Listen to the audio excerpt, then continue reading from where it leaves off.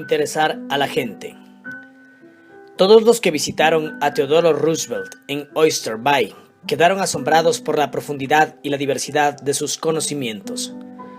Fuese un vaquero o un soldado de caballería, un político de Nueva York o un diplomático quien lo visitaba, Roosevelt sabía de qué hablar. ¿Cómo lo lograba? Muy sencilla es la respuesta. Siempre que Roosevelt esperaba a un visitante, se quedaba hasta muy tarde la noche anterior a su llegada, instruyéndose en el tema sobre el cual sabía que se interesaba particularmente el huésped esperado.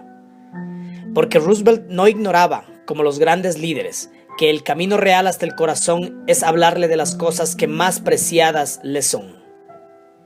El cordial William Lyon Phelps, ensayista y profesor de literatura en Yale, aprendió esta lección al comenzar la vida. Cuando tenía 8 años y me encontraba un fin de semana de visita en casa de mi tía Libby Linsley en Stratford, sobre el Housatonic, escribe Phelps en su ensayo sobre Human Nature. Llegó una noche un hombre maduro y después de una cortés escaramuza verbal con mi tía, volcó su atención en mí. Por aquel entonces me entusiasmaban los botes y los barcos, y el visitante trató este tema de una manera que me pareció sumamente interesante. Cuando se retiró, hablé de él con entusiasmo. ¡Qué hombre! ¿Y cómo se interesaba por la navegación?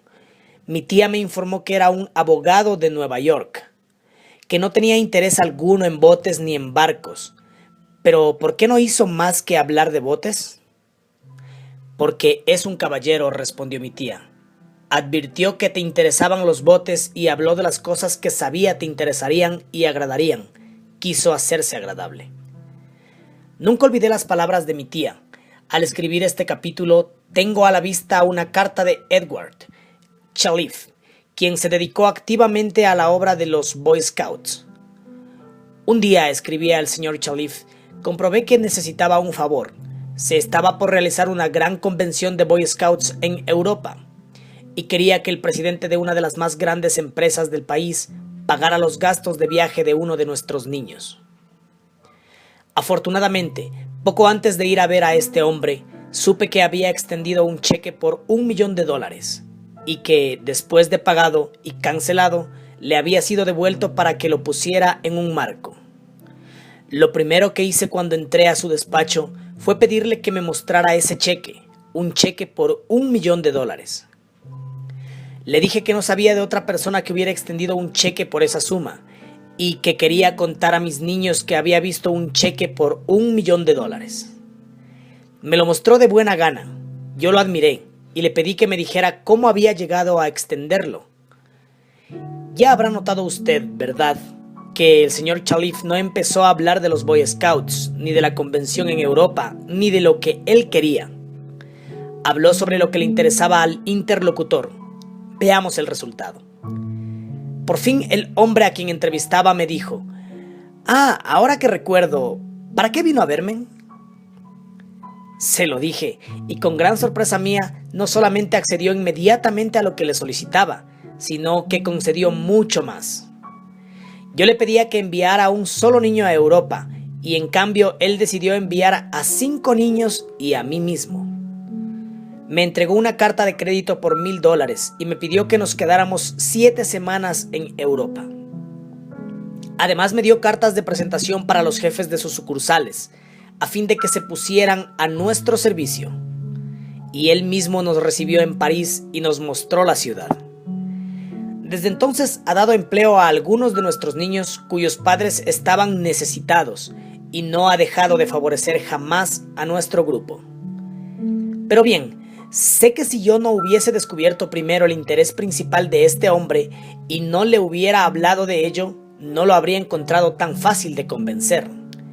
¿Es valiosa esa técnica para emplearla en los negocios? Veamos. Tomemos el ejemplo de Henry Duvernoy, de la empresa Duvernoy & Sons, una de las mejores panaderías de Nueva York. El señor Duvernoy quería vender pan a cierto hotel de la ciudad. Durante 4 años había visitado al cliente todas las semanas. Asistía a las mismas fiestas que el gerente. Le hablaba en todas partes. Hasta tomó habitaciones en el hotel y vivió allí para tratar de hacer el negocio, pero todo sin resultado. Entonces nos dijo el señor Duvernoy, estudié relaciones humanas y resolví cambiar de táctica. Decidí investigar qué interesaba a este hombre, qué despertaba su entusiasmo. Descubrí que pertenecía a una sociedad de hoteleros llamada Hotel Graders. No solamente pertenecía a ella, sino que, merced a su gran entusiasmo, se le había llevado a la presidencia de la organización y también a la de la entidad internacional. En cualquier parte donde se efectuaran las convenciones, este hombre asistía siempre, aunque tuviese que volar sobre montañas o cruzar desiertos y mares. Así pues, apenas lo vi, al día siguiente empecé a hablarle de la entidad. ¿Qué respuesta obtuve? Me habló durante media hora acerca de aquel tema, vibrante de entusiasmo. Advertí fácilmente que esta sociedad era su pasatiempo, la pasión de su vida. Antes de salir de su oficina, ya me había convencido de que fuera socio de su organización. Pero yo no había hablado una palabra del pan, y unos días más tarde un empleado del hotel me habló por teléfono para que enviara muestras y precios de nuestro producto. No sé, me dijo el empleado, qué ha hecho con el gerente, pero lo cierto es que está encantado con usted. Imagínense. Durante 4 años había perseguido a aquel gerente, procurando que me comprara nuestros productos. Y todavía lo seguiría buscando si por fin no me hubiese tomado el leve trabajo de saber qué le interesaba y de qué le gustaba hablar. Edward Harriman, de Jagerstone, Maryland, decidió vivir en el hermoso valle Cumberland de Maryland, después de completar su servicio militar.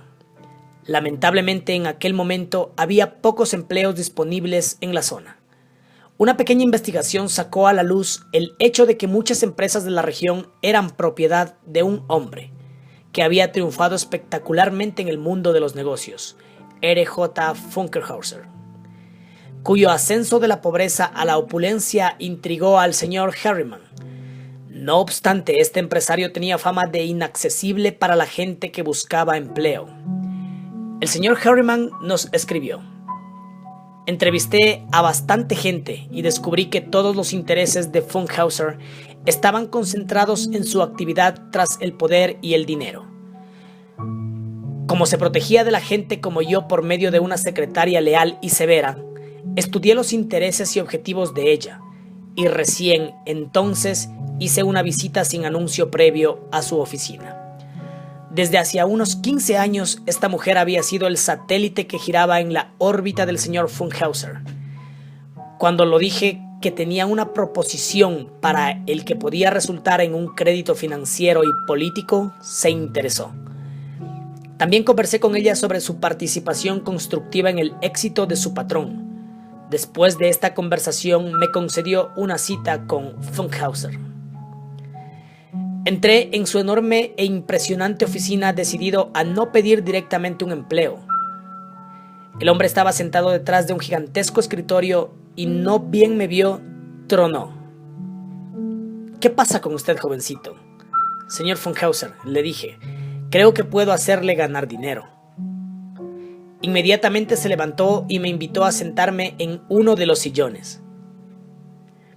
Le hice una lista de mis ideas y también de los antecedentes personales que me ponían en condiciones de hacer realidad esas ideas, subrayando los aspectos en que podrían contribuir a su éxito personal y al de sus empresas.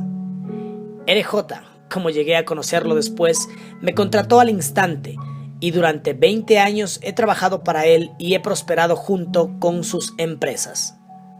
Hablar en términos de los intereses de la otra persona es beneficioso para las dos partes.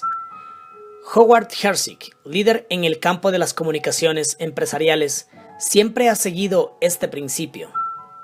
Cuando se le preguntó qué obtenía de ello, el señor Herzig respondió que recibía una recompensa diferente de cada persona y que esas recompensas siempre habían dado por resultado una ampliación en su vida.